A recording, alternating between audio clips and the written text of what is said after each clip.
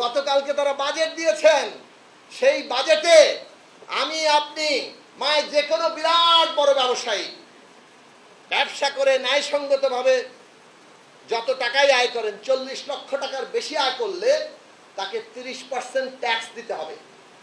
অর্থাৎ এক বছরে তিনি যদি 100 কোটি টাকা আয় করেন, তাহলে 40 লাখ টাকার উপরে পুরো আয়টা তার কর দিতে হবে। কেবল কর দিলে হবে না, ওই কর যা হবে তার উপরে আবার সারচার্জ বসবে। আর এই যে যারা চুরি করেছেন তারা যদি এসে বলেন আমার 100 কোটি টাকা আছে, আমি এটা সাদা করতে চাই, মাত্র 15% ট্যাক্স, তাও সারচার্জ দিতে হবে না, সেইটা দিয়ে তাদের টাকা হালাল হয়ে যাবে।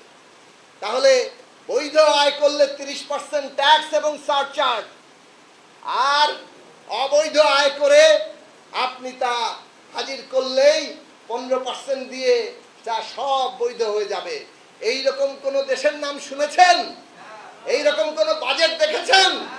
আজকে সকালে দেখলাম দেশের বিশিষ্ট অর্থনীতিবিদ দেবপ্রিয় ভট্টাচার্য বলেছেন বেনজির বাজেট, মানে এমন কোন আর নজির নাই এই রকম বাজেটের।